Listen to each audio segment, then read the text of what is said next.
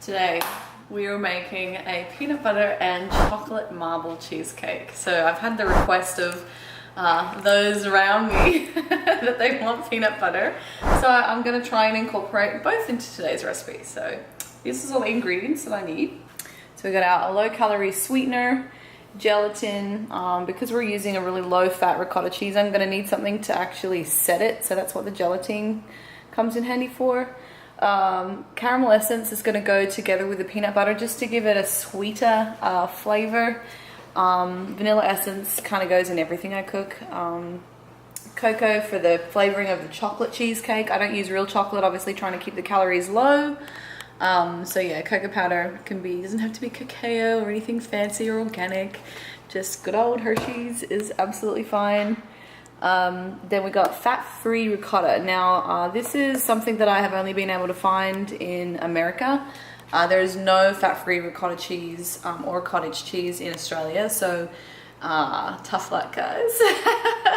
America wins this round, but you can use a lower fat ricotta cheese. There are a couple of brands, just the Woolworths or Coles back in Australia have a light, smooth ricotta. So your fat content will go up fractionally, which I can certainly show you what the macros will be if you're using something like that.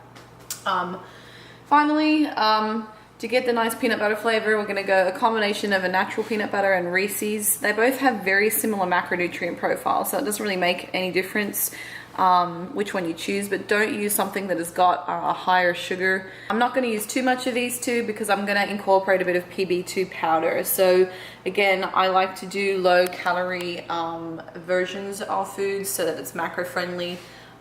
Still tastes really good obviously, but just bringing the kilojoules or the calories down. So peanut butter powder is essentially like a dehydrated peanut where all the fats has been extracted during processing.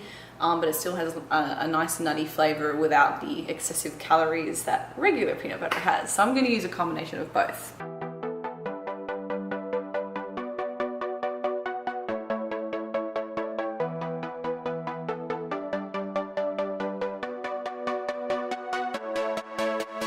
Grams of each. How depressing is that? That's only 50 grams. I could eat that straight out of the jar. If anyone didn't know, I have an addiction to peanut butter. Lane has to hide this stuff from me or I would probably eat the whole jar in a day. Don't you laugh over it.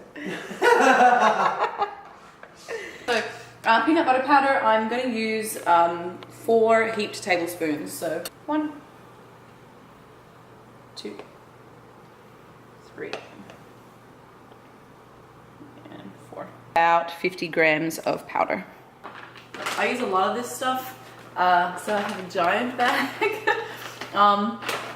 For sweetness, it really just depends on your personal preference for flavoring. I have a sweet tooth, so I am probably putting quite a bit of sugar sweetener in here, but it's completely up to you. So I'm going to use about half a cup. I didn't list this in the ingredients, but it's probably going to be a little bit dry to try and mix this together. So I'm just going to put a dash of this low calorie, 25 calorie per serve cashew milk, but you can use unsweetened almond milk. You could use unsweetened coconut milk. There's a heap of different varieties. And just for the record, there's actually no benefits. It's certainly not healthier to use a plant-based milk product. The reason I'm using it is just because it's really low calorie. Remembering that because it is plant-based, there's actually no protein in these milk alternatives, whereas cow's milk obviously contains around 10 to 11 grams of protein per serving. So it's actually better just for the average person to probably consume cow's milk or a skim cow's milk as opposed to something like this if that's your only protein source.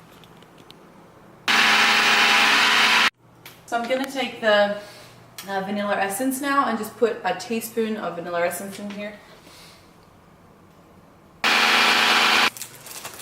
And That's what you're going to end up with. So I'm going to take the mixture now, and you'll see that I haven't actually allowed it to mix all the way through. In fact, if I had crunchy peanut butter, I probably would have preferred to use that because it just adds texture. So I've just left kind of chunks, so then you'll get that nice peanut butter flavor when you're eating your cheesecake. So just going to mix that through some boiling water. You don't want to use a lot of liquid because you'll end up having a really runny cheesecake. So as little water as you can. But just to allow the gelatin to dissolve. So I've used 2 sachets, and they're about 12 grams a sachet.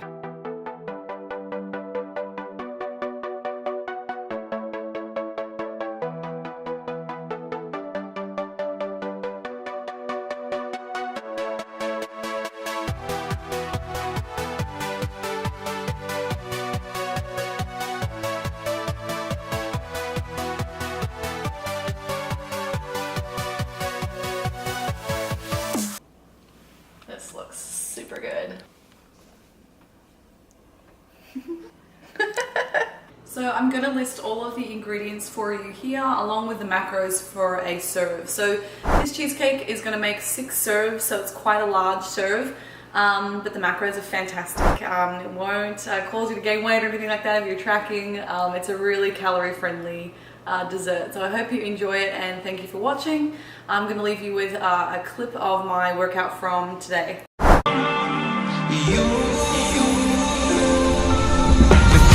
My witness never had it so good, jumping into love, fires into dry wood, started up as nothing, now it's good.